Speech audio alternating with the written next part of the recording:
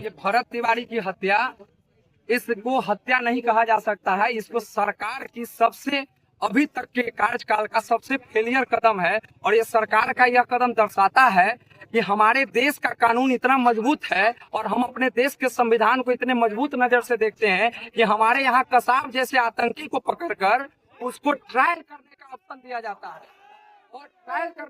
दिया जाता है और एक शहीद जिसका हजारों फोटो है, पुलिस से लेकर डीएसपी से लेकर एसडीओ के साथ वो राहत बांट रहा है। वो हम लोग के जैसा एक सामाजिक कार्य करता है और उस समाज का सेवा कर रहा है और दलित पिछड़ों की आवाज उठा रहा है। उस शख्स को इस तरह से बेरहमी से समर्पण करने के बाद अगर वह शख्स आज के अगर लाइव नहीं किया रहता तो ये सम्राट की सरकार, ये गुंडो मवाली की सरकार, अनपढ़ जाहिलों की सरकार बात को आने नहीं देता है। हम लोग तक ये बात नहीं पहुंचता और उसको माफिया और झूठा केस दर्ज करके उसको बहुत बड़ा दुर्दांत अपराधी बना देता है। लेकिन आज फेसबुक लाइव के जरिए और जो उसका पूरा डिजिटल मीडिया को हम लोगों ने देखा है, रीड किया है, इससे ये पता चला है कि किस तरह से आवाज उठाने वाले लोगों को आवाज दबाया ही नहीं जाया जाता है, उसको इस धरती से उठा दिया जाता है, उसको आतंकवादी बना दिया जाता है, उसको अपराधी। एक साधारण परिवार का रहने वाला एक इंसान आवाज उठाने का उसका अधिकार था, आवाज उठाया, सिस्टम से लड़ रहा था।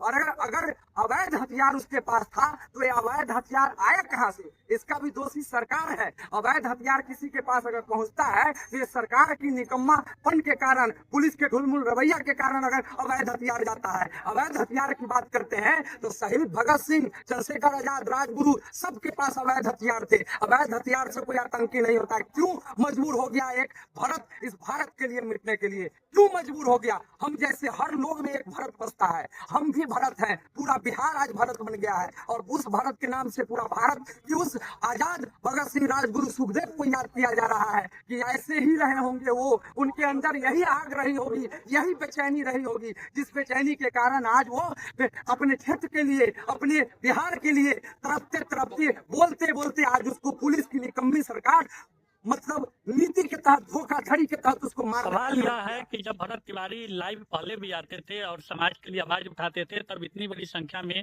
समाज के लोग उनके साथ खड़े नहीं हुए। दुर्भाग्यपूर्ण घटना घटित हुई, उसके बाद दो धड़े में लोग बटे हुए दिख रहे हैं। सोशल मीडिया पर भी जातिवाद की बू कहीं ना कहीं आ रही है। इसको कैसे डिफाइन करेंगे? क्रांतिकारी को कभी जातिवाद में नहीं बांटना चाहिए। अब सोशल मीडिया उन्हीं का हैंडल में आप देख लीजिए कि उस व्यक्ति ने कभी तिवारी, ठाकुर, राजपूत और कोई भी सवर्ण के लिए आवाज नहीं उठाया। उस व्यक्ति ने दलित पिछड़ों की आवाज उठाया, उनको विस्थापन का काम कराने के लिए आवाज उठाया, लाइट बिजली के लिए दलितों के मोहल्ला में बिजली जाए, इसके लिए। तो उस भरत तिवारी को जात के चश्मे से नहीं देखना चाहिए। वो बिहार की आवाज है, भारत की आवाज है, क्रांतिकारी उस विचारधारा की आवाज है। जब लड़ रहे थे तब लोग कहाँ थे? जब लड़ रहे थे, ये सोशल मीडिया का दौर है। जब बात पहुंचता है, वहाँ के लोकल लोग उनके साथ रहे होंगे जो थे। बहुत लोग डरते हैं, बहुत लोग क्रांतिकारी, सब चाहता है कि मेरे घर में भगत सिंह नहीं हो लेकिन बाहर के लोग भगत सिंह हो। तो उसी में से 100 से 1 निकलता है। वो भरत तिवारी के पास जो आग था, उस आग को आज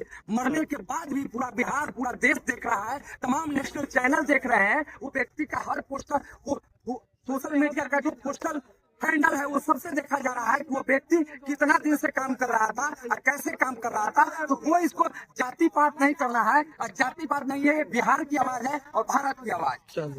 साथ ही